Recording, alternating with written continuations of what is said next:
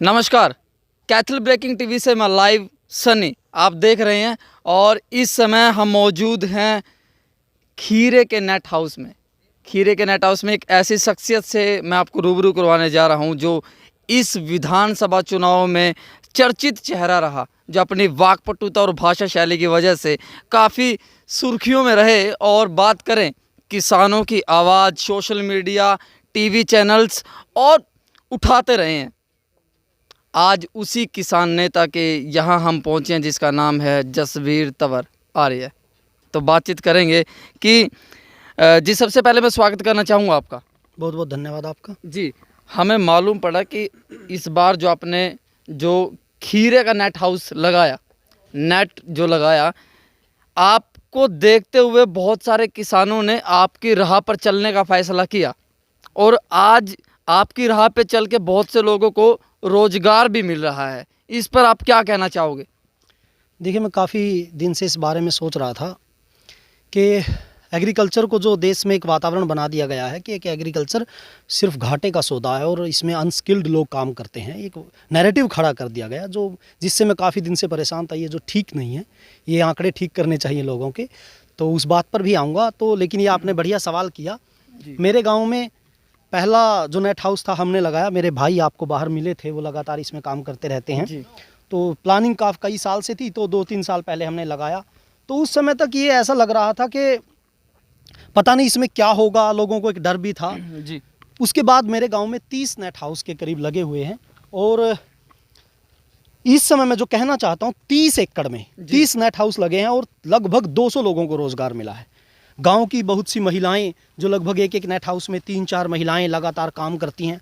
पहले बेचारी बहुत सी महिलाएं शहर में काम करने के लिए जाती थी, कुछ ऐसी थी जिनको वातावरण नहीं था जिनका घर का, कि वो शहर में काम करने के लिए जा सकें, लेकिन वो अब गांव में ही नेट हाउस में 100 के करीब महिलाओं को काम मिला है। मैं ये कहना चाहता हूँ कि ये वो सेक्टर है जो किसान की अर्निंग भी बढ़ाएगा और रोज़गार भी जनरेट करेगा। जी, इस समय मैं आपको दिखाना चाहूँगा इस नेट में आप खीरे की खेती, इसे चाइनीज़ खीरा भी कहा जाता है। ना चाइनीज़ नहीं, जैसे ये तो वैसे है, कुछ भी नाम दे। असल में अक्सर ये होटलों में, हाँ, वो थोड़ा सा महंगा होता है, वो वाला खीरा हाइब्रिड किस्म है ये और थोड़ी महंगी होती है ये। अब लॉकडाउन के कारण होटल बंद हैं तो कीमत भी बहुत कम है, लेकिन पैदावार इस बार बहुत अच्छी है।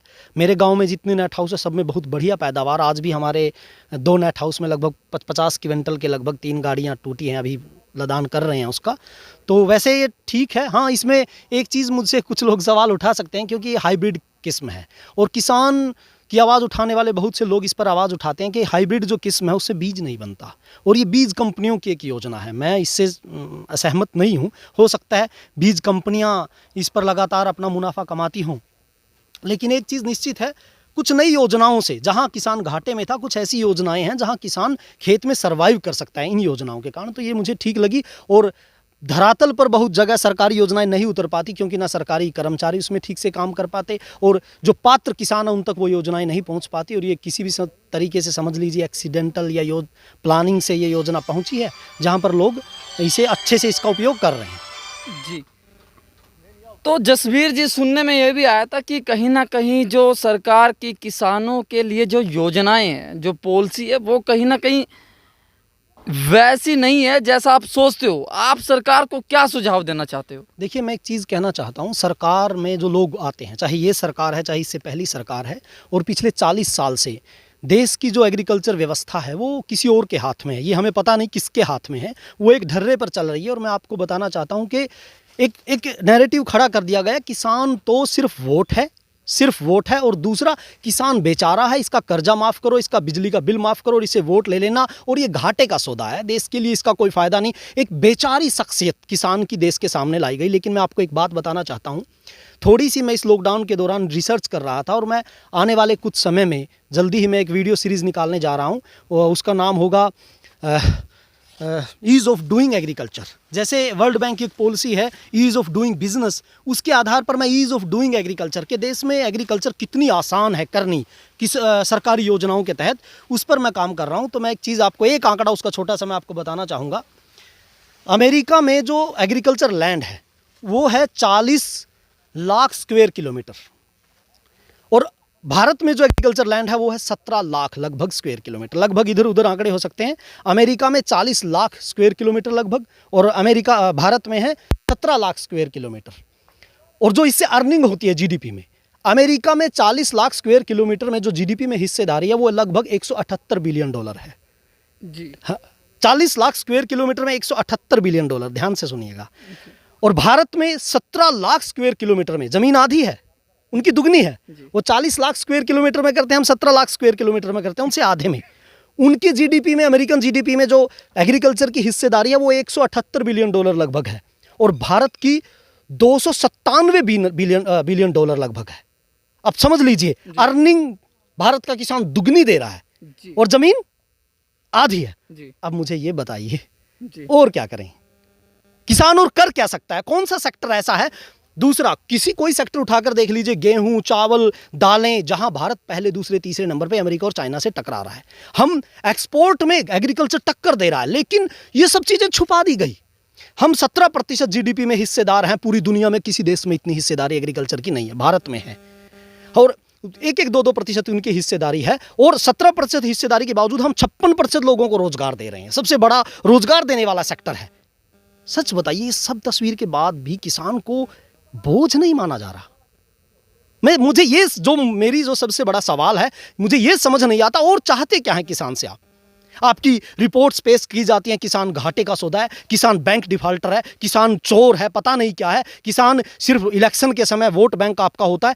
बाकी आपने ये पक्ष कभी दिखाया नहीं। आप देश का जो एग्रीकल्चर पूरी दुनिया में चेहरा है वो किसान है, उसके आधार पर देश आगे बढ़ रहा है। तो मैं इस पर काम कर रहा हूँ, और अगले कुछ दिन में मैं ईज ऑफ डूइंग एग्रीकल्चर नाम से किसान की जो असली स्थिति है, और किसान पिछले 50 साल में, 70 साल में किसान ने जो किया है, वो उसकी कुछ रिपोर्ट्स में लाने जा रहा हूँ।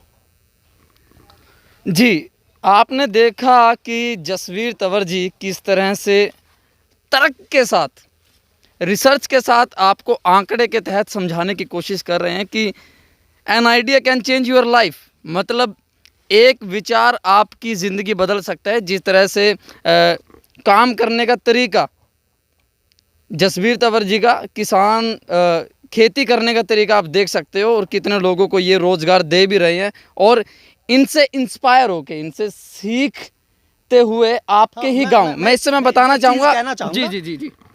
बेशक थॉट मेरा था, लेकिन मैं इसमें सीधा काम नहीं करता, देख रेख करता हूँ, आता हूँ, मेरा भाई करता है। और मैं तो कहूँगा असली काम तो जो लोग काम कर रहे हैं इसमें, उन्होंने इसे सफल बनाया। थॉट जरूरी नहीं होता सफल हो, थॉट को काम में कौन लाता है वो सबसे जरूरी है। जो 30 नेट हाउस लगाने वाले लोग हैं, मैं कहता हूँ उनकी मेहनत ने एक नया विचार खड़ा किया है। जी, मैं चाहता हूँ कि दर्शकों को हम दिखाना चाहेंगे जो इस समय जो यहाँ पे काम कर रहे हैं खेतों में, वो किस तरह से पैकिंग कितने की है यहाँ पे, कितना माल है, कहाँ पे, वो सारा आपको जानकारी मिल जाएगी। लगभग 50 क्विंटल के लगभग 50 क्विंटल का जो खीरा है वो यहाँ से एक्सपोर्ट होगा दूसरी मंडियों में। हम यहाँ पे आपको जो काम कर रहे हैं खेतों में, जिनको रोज़गार मिला है गाँव से ही, गाँव के लोगों में, मतलब यहीं से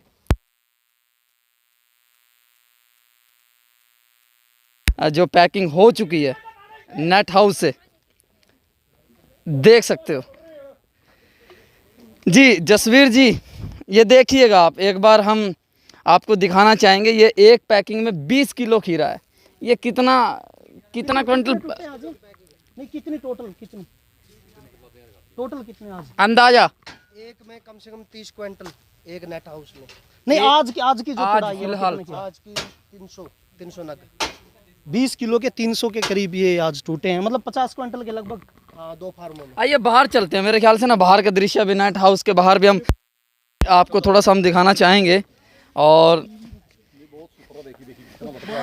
लॉकडाउन के चलते आप अपने घर में रह के, हम आपको जो बाहरी दुनिया है, जो इस समय सपना बन चुका है कि बाहर चल क्या रहा है, और आप भी लॉकडाउन का पालन करते हुए अपने मोबाइल में आप इस खबर को लाइक करें, शेयर करें, और एक अच्छा माहौल, सकारात्मक माहौल बनाने की आप कोशिश करें। हो सकता है कि इस खबर से और भी किसान सीख ले सकते हैं और एक सराहनीय कदम उठा सकते हैं, जिससे बहुत से लोगों को रोज़गार मिलने की संभावना उत्पन्न हो सकती है। जी जसवीर जी, आप और बताइए कुछ। देखिए बस मैं तो इतना ही कहना चाहूँगा, जो हमारी बात बहुत हो चुकी है कि एग्रीकल्चर का जो रूप और एक जो सबसे बड़ी समस्या है कि सरकार में कोई भी आए, चाहे वो कांग्रेस की सरकार हो, चाहे वो भारतीय जनता पार्टी की सरकार हो, वो आकर सिर्फ इस दृष्टिकोण से काम करते हैं कि किसानों की वोट को किस तरह अपने तरफ लिया जाए। और लेकिन वो इस पर काम नहीं करते कि जो एग्रीकल्चर सेक्टर है, भारत में इतना लैंड है, इसको भारत की जीडीपी में हिस्सेदारी कैसे बढ़ाई जाए, इससे रोजगार जनरेट कैसे किया जाए, इस पर मुझे नहीं लगता कोई नेता सोचता होगा, या जिन अधिकारियों को जिम्मेदारी दे दी जाती है वो सोचते हैं। वो तो ये सोचते हैं अंतिम समय में कोई ऐसी पॉलिसी ला दी जाए, कभी 2000 रुपये खाते में पहुंचा दिए जाएंगे, या फिर बिल माफ कर दिया जाएगा, या फिर आपका कर्ज माफ कर दिया जाएगा और वोट ले बनाने के बजाय कहीं ना कहीं लाचार बनाया जाता है। जो मेरा यही कहना है कि कोई भी हो, अगर ये सोचना चाहिए हमारा वो सेक्टर जो भारत में, दुनिया में पहले नंबर पर चाइना है एग्रीकल्चर में, दूसरे नंबर पर भारत है, तीसरे नंबर पर अमेरिका है, जिस सेक्टर में हम दुनिया को टक्कर दे रहे हैं, तो क्यों ना उस सेक्टर को मजबूत किया जाए, सकारात्मक तरीकों से किया जाए, लेकिन उस पर काम नहीं हो रहा। तो ये थे हमारे साथ किसान नेता, उभरते हुए चेहरे, जिनकी वाकपटुता और भाषा शैली ने सुर्खियां बटोरी कैथल ज़िले में। और यहाँ से पता चल रहा है जो खेती करने के तौर तरीके हैं वो बदलते जा रहे हैं। बहुत से लोग अभी प्राकृतिक खेती की तरफ, ऑर्गेनिक खेती की तरफ, वो चाहे नेट वाली खेती हो, वो अभी प्रचलन में धीरे धीरे आ रही है। उम्मीद करते हैं कि बहुत कुछ बदलाव होगा, लेकिन राजनीतिक दृष्टिकोण से अगर देखा जाए तो मेरे ख्याल से बहुत कुछ बदलने की ज़रूरत है। जी, बने रहे आप हमारे साथ। कैमरामैन सुशील शर्मा के साथ मैं हूँ सनी प्रजापति।